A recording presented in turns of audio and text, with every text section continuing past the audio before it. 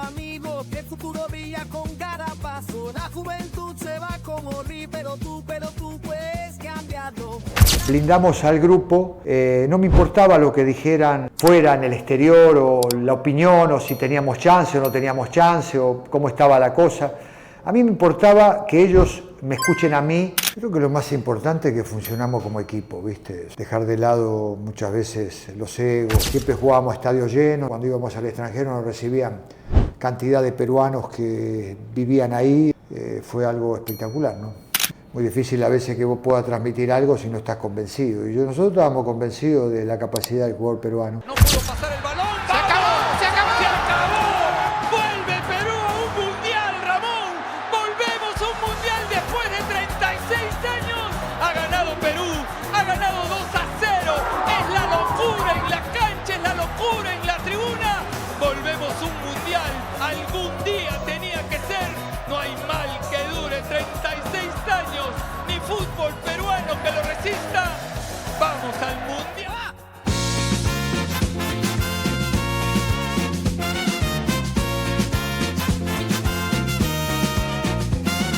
Ni hacia adelante sin miedo, amigo, que el futuro brilla con Garapazo. La juventud se va como río, pero tú puedes. Hola, ¿qué tal? Nuevamente un episodio del Bay Podcast, el podcast que no solo quiere inspirarte, sino quiere hacer de ti un agente de cambio, un agente positivo. Hablar de este podcast de selecciones en los que tenemos a los principales líderes del país, es importante hacer que ustedes no solo sean espectadores, sino que sean actores y líderes de este Perú. Y para ello es importante en estas elecciones de gran trascendencia recordar un momento épico dentro de nuestro país. Un momento en el cual las diferencias se olvidaron. No solo hubo un desarrollo económico porque incrementó nuestras visitas turísticas e incrementó el hecho de poder tener una visibilidad en las etapas empresariales, en la producción masiva que hubieron en nuestros principales centros comerciales como Gamarra y demás, hizo que haya un desarrollo social.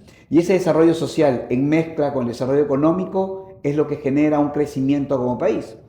Pero esto se logró gracias a dos personas que han sabido girar esta visión de lo que significa buena gestión, pero sobre todo buenas elecciones para poder tener a un gran estratega, a un gran líder que nos dio la alegría a todo nuestro país. El día de hoy nos acompaña el profesor Ricardo Gareca. Maestro, muchísimas gracias por darnos el lujo de estar en este Bay Podcast. Bueno, muchas gracias por la introducción. Para mí es un placer, así que bueno, muchas gracias por la invitación. Muchas gracias, profesor Ricardo. Maestro, ¿qué sintió el llamado en ese momento que dijeron queremos que asuma la selección nacional del Perú? Bueno, o sea, es una gran responsabilidad, ¿no? O sea, eso. Yo ya tenía la experiencia de haber estado acá en Perú, dirigiendo, cuando me tocó dirigir Universitario. Y bueno, a partir de ahí surge la posibilidad de que con el tiempo, cuando asume Edwin Oviedo en la presidencia, Oblitas en la función de manager, me contratan. Entonces, a partir del 2015 empiezo ya a hacerme cargo de la selección. Profesor Gareca, han pasado ya 8 años desde aquella clasificación histórica que tuvimos al Mundial. Mirando hacia atrás, ¿qué fue lo más determinante para que un grupo golpeado recuperara la confianza y pueda lograr una hazaña que parecía ya eternamente imposible? Yo creo que lo más importante es que funcionamos como equipo, ¿viste? O sea, eso es algo que es tan importante. Dejar de lado muchas veces los egos, ¿viste? Como suele a veces pasar. Un grupo de muchachos y no solamente hubo una sintonía a veces difícil de lograr, que tiene que ver con la dirigencia, encabezado por Edwin Oviedo, el cuerpo técnico, yo con la cabeza, los jugadores, los muchachos, con un capitán como Pablo Guerrero, un grupo de muchachos y la gente, sobre todas las cosas, donde, viste, todo eso fue agarrando un matiz importante de unión. La gente se volcó mucho, se sintió muy identificado con el equipo, y el equipo le devolvía a la gente dentro del campo de juego lo que la gente esperaba, ¿no? O sea, le devolvía un estilo bien representativo de lo que le gusta al espectador peruano. Sumado a eso, una entrega donde los muchachos dentro del campo de juego dejábamos todo, ¿no? Entonces eso le gustaba mucho, y bueno, comenzó a incrementarse o a fomentarse una energía importante, donde siempre jugábamos a estadio lleno, nos recibían en el extranjero, cuando íbamos al extranjero nos recibían cantidad de peruanos que vivían ahí, o sea, y nos estaban a la espera, más la gente que viajaba de Lima, de Perú a donde jugáramos. Entonces, bueno, la verdad que fue algo espectacular, ¿no? Y en ese proceso tan intenso que fue, estimado profesor, ¿qué prácticas concretas de liderazgo aplicó usted para que el grupo esté unido y pueda potenciar a cada jugador en lo emocional, futbolístico y humano? Lo más importante era de todos nosotros el convencimiento que teníamos de la capacidad del jugador peruano. Muy difícil a veces que vos puedas transmitir algo si no estás convencido. Y nosotros estábamos convencidos de la capacidad del jugador peruano, de la capacidad y la fortaleza mental del jugador peruano. Porque muchas veces se escuchan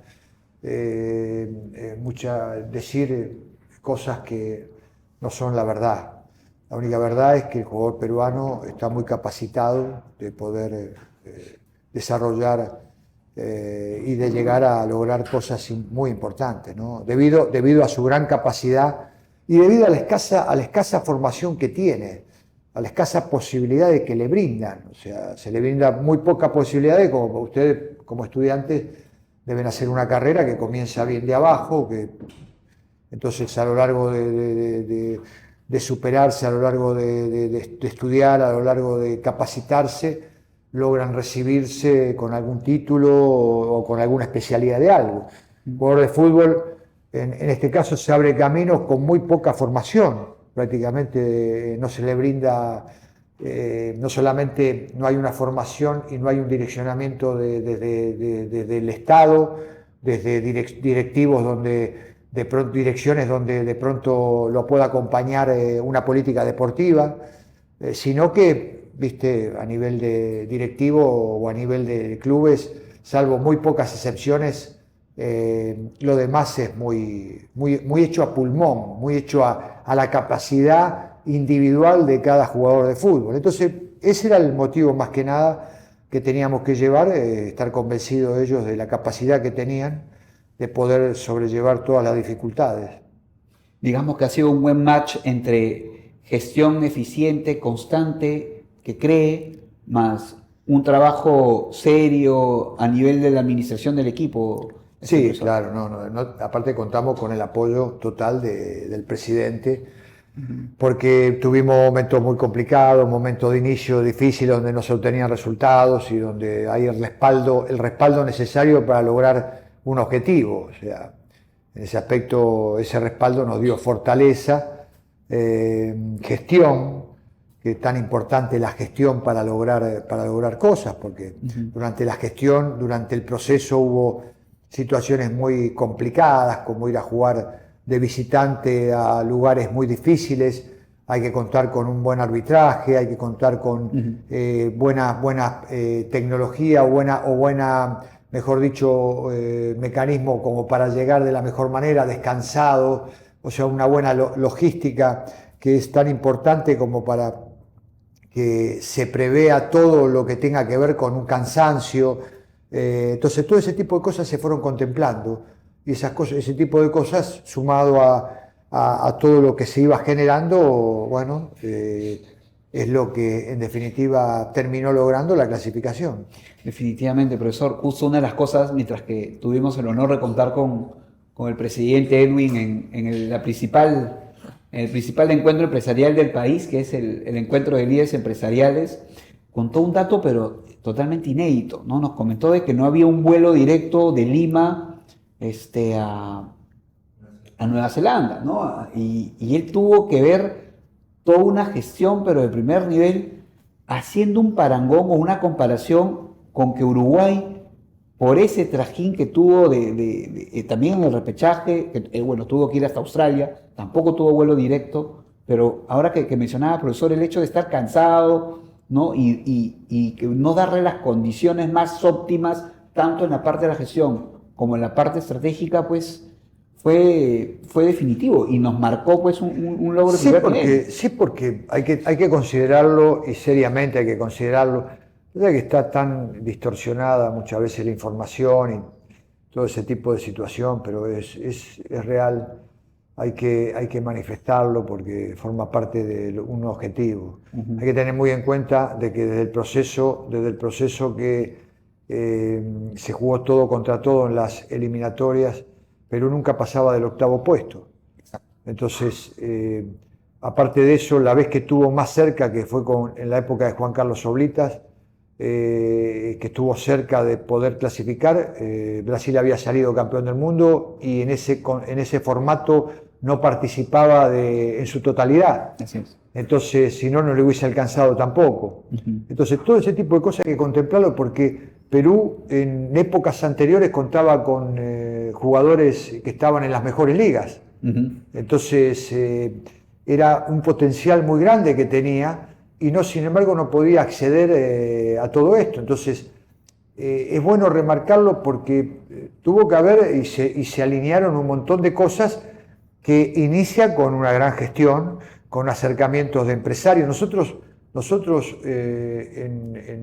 durante el proceso, Edwin Oviedo me hizo ir al CADE, o sea, la Federación Peruana tuvo un puesto en el CADE, donde Edwin Oviedo me hizo concurrir, y eso que todavía recién arrancábamos, eso creo que fue en el 2016, y donde bueno, yo me conocí al presidente de la República, yo conocí a empresarios muy importantes, y bueno, y él me obligó a estar presente porque una de las finalidades era tratar de ver que las cosas, un acercamiento con la gente más poderosa, porque había tal descreimiento de la directiva, o sea, están desilusionados con la manera de gestionar que tuvo la selección en tantos años que la idea era tratar de captar a la gente más importante del país y que también se sienta partícipe de estar en la selección, ¿no? de ver el trabajo que se hacía en la selección. No, ha habido todo un trabajo de reconstrucción de la credibilidad y para ello la estrategia de Edwin, que fue posicionamiento, ¿no? Es ley, posicionamiento sinónimo de credibilidad. Pero también hubo muy buen trabajo dentro de la gestión del equipo, profesor. Muchos aún hablan de la familia que usted construyó dentro de la selección. ¿Cuáles fueron esos factores claves para que hayan podido permitir consolidarse en un trabajo de equipo que es genuino, que es verdadero, ¿no? Incluso en momentos en los que ha habido mucha presión? Lo que pasa es que nosotros, en un primer comienzo de la eliminatoria, a mí no me gusta, no soy de tanto concentrar. Así venía en Argentina, más de los equipos del equipo que había dirigido, el último equipo que es Vélez Sarsfield, que tuve 5 años, entonces no me gustaba tanto concentrar. Quise tratar de implementar eso, no dejar de concentrar, pero no concentraba tanto. Entonces nos dimos cuenta que el equipo así no iba, porque en un primer momento la selección, si bien los muchachos dejaban todo dentro del campo de juego, lo previo, todo lo que tenga que ver con lo preparativo, no era lo ideal para nosotros, no era lo que nosotros queríamos. Entonces, en ese momento decidimos cambiar y optar porque el primer jugador que llegara del extranjero, sea 4 o 5 días antes del partido, nosotros ya nos concentrábamos con todos. Entonces, y directamente ni salíamos hasta que terminara el segundo partido de la eliminatoria. Entonces quiere decir que pasábamos todo el día, desde el primer día, había jugadores que llegaban el viernes, entonces desde el viernes hasta el jueves que jugábamos el primer partido, ya directamente nos concentrábamos. Para lograr una concientización y para lograr una gran concentración que tenía que ver con ya estar muy metidos en lo que era el primer partido. Entonces, eso hacía que las concentraciones se hicieran muy largas.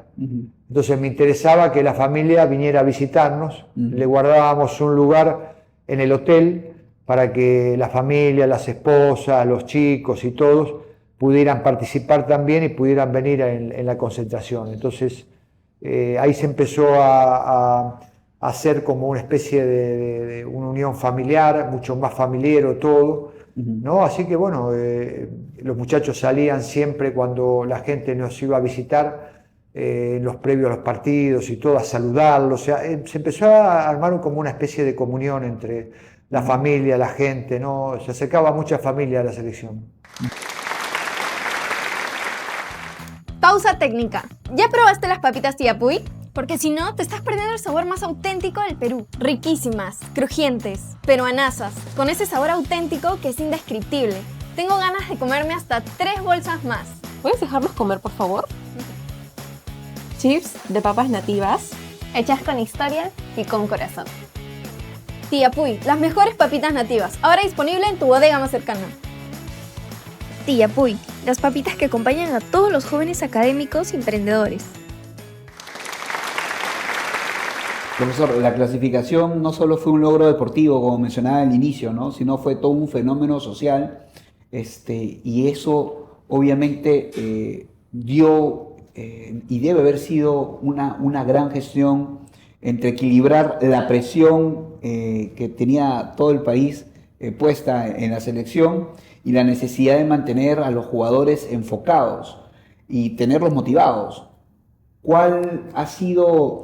¿Cómo fue esa gestión de mantener ese equilibrio entre la presión y los resultados que querían, ¿no? para nuestros jugadores? Es muy difícil abstraerse, es muy difícil en todo lo que tenga que ver, no solamente en el deporte, sino también en la vida de cada uno. Hoy en día, con la información que hay, lo que nosotros apuntábamos eran lo que pensáramos nosotros, el grupo, el núcleo de jugadores, cuerpo técnico, dirigentes.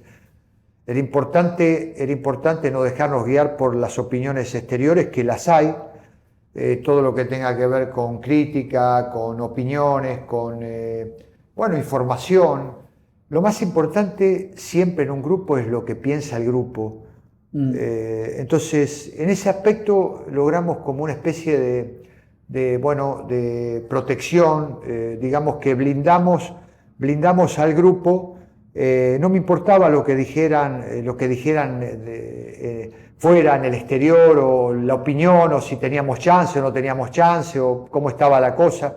A mí me importaba que ellos me escuchen a mí, que escuchen a mi cuerpo técnico, que yo escucharlos a ellos, y sobre todas las cosas eso era blindar un poco todo. No nos importaba lo que opinaran los demás, sí nos importaba lo que opinábamos nosotros mismos de nosotros mismos. Cada partido era analizarlo, verlo y ver que nosotros estábamos intactos. O sea, los partidos nos podían ganar, podíamos tener algún resultado adverso, pero después en el análisis veíamos que el partido había sido muy parejo, que estábamos en condiciones de poder, por algunos detalles corrigiéndolo, en condiciones de poder seguir avanzando, de poder ganar el siguiente partido. O sea que eso fue muy importante, ¿viste? Para nosotros, saber qué pensábamos nosotros mismos. Es muy importante que la persona, uno mismo, piense, ¿no? lo que yo pienso de mí mismo, y sé que van a pensar de mí, sé que hay alguien va a pensar de mí, pero bueno, es una opinión nada más. O sea, entonces lo más importante es lo que yo pienso de mí, ¿no? Más que dejarme llevar por lo que puedan llegar a opinar de afuera, ¿no? Sobre todo que no trate de desenfocarnos, ¿no? O sea, que eso vos nombraste una palabra importante, ¿no? El enfoque, estar enfocado significa de que dentro del enfoque muchas veces pueden haber resultados adversos. ¿Viste? O sea, porque no solamente enfocarse es en un partido, sino en un direccionamiento. Es muy difícil lograr algo cuando uno no tiene el horizonte hacia dónde quiere ir. ¿Viste? Porque dentro del horizonte puede haber baches o puede haber obstáculos, puede haber impedimentos para llegar, pero lo importante es que uno llegue, que uno vaya esquivando. Entonces nosotros teníamos ya un norte, nosotros teníamos ya un direccionamiento a dónde queríamos llegar, y dentro de ese direccionamiento sabíamos que podíamos tener inconvenientes. Entonces lo más importante es no apartarnos de lo que ya teníamos trazado, ¿no? Y es importante que tomen nota a no desenfocarse, a seguir el objetivo, porque de una u otra manera eso es lo que a nosotros nos va a hacer no desviarnos del verdadero impacto que queremos causar, ¿no? Los comentarios siempre van a existir.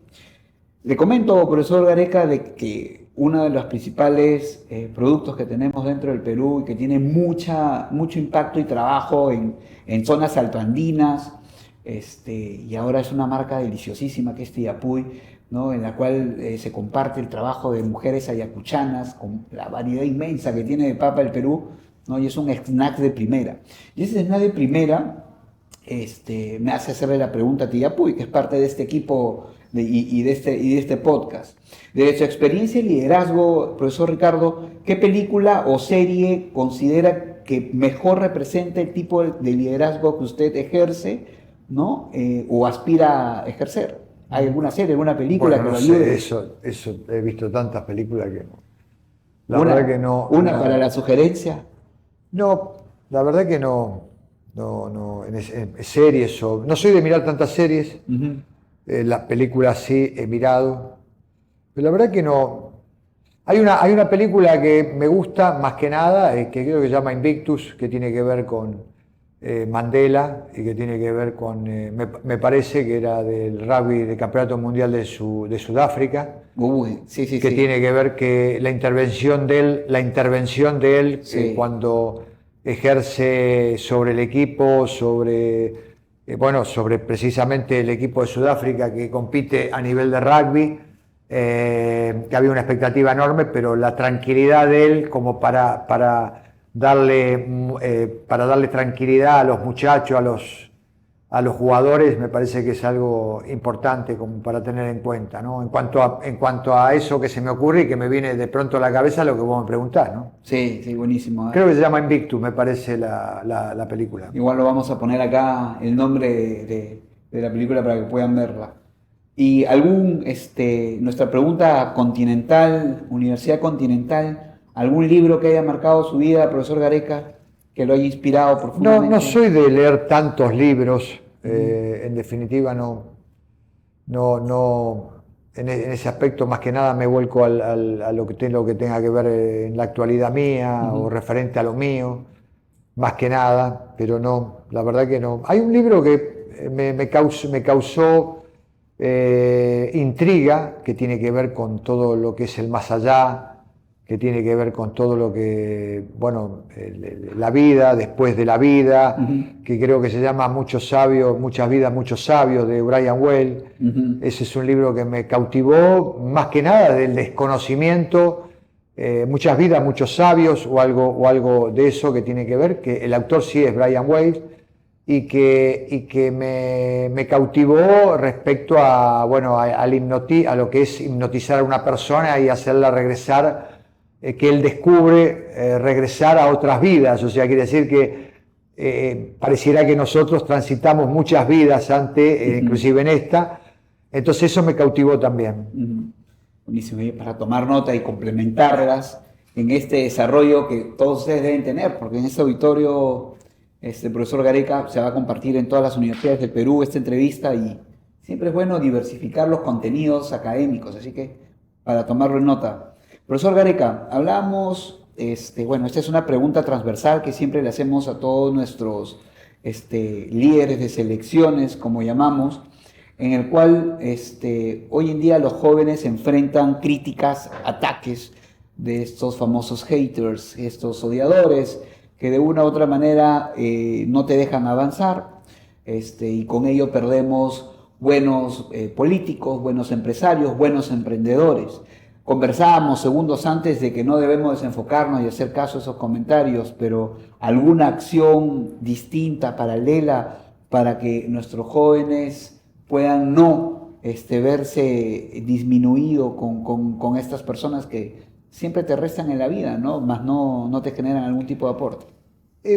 Las redes es un camino y es una salida para aquellos precisamente que para manifestarse,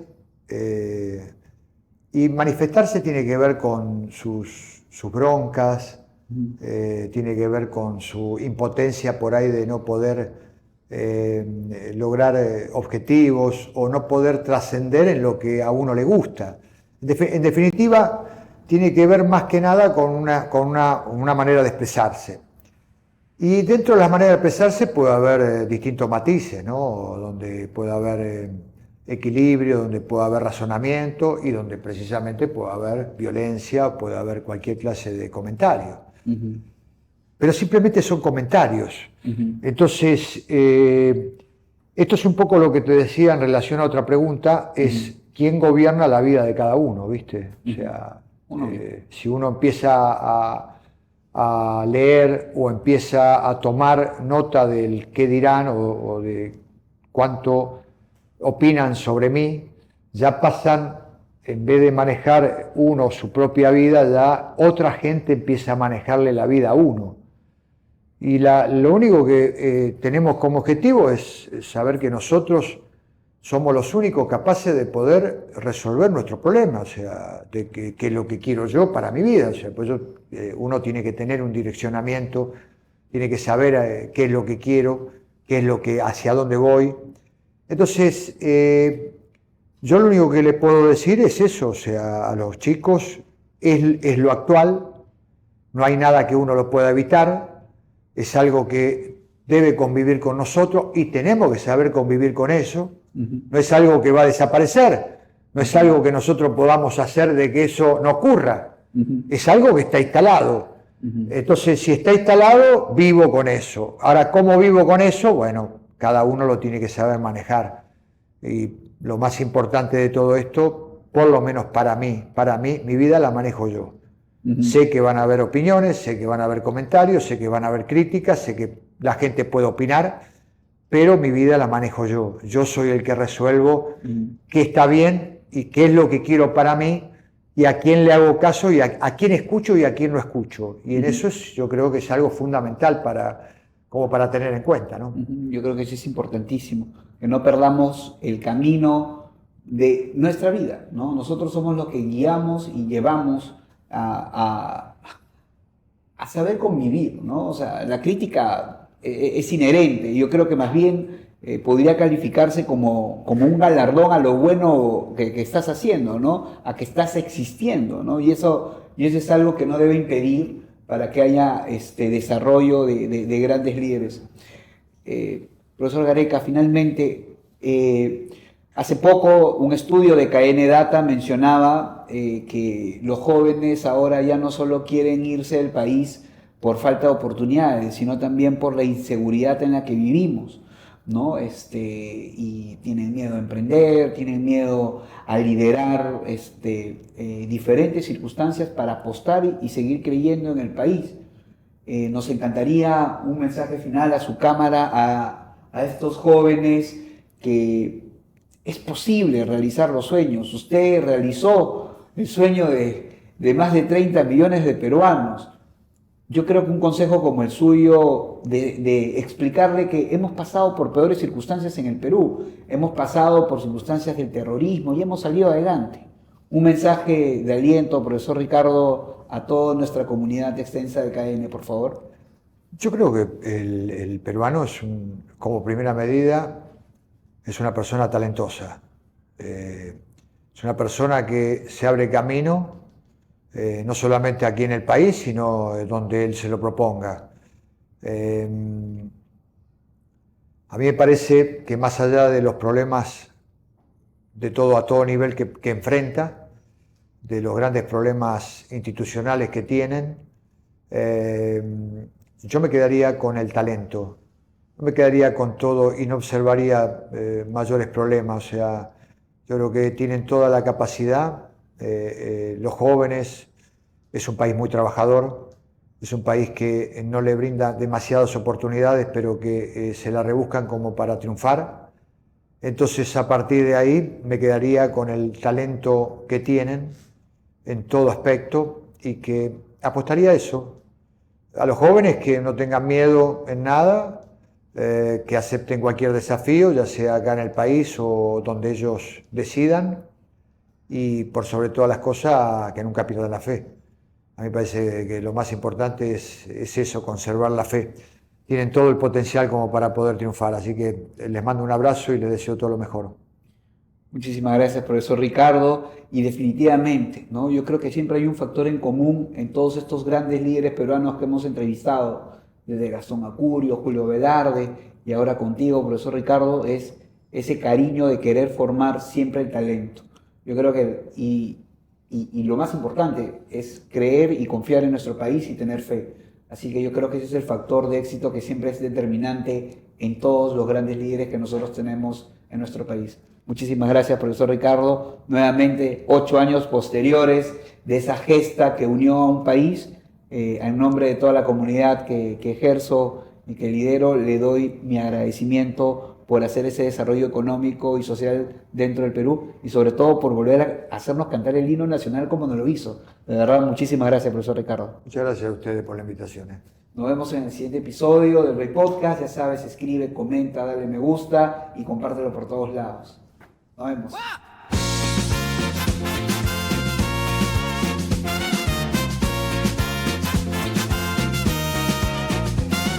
Ni hacia adelante sin miedo, amigo, que el futuro brilla con cada paso. La juventud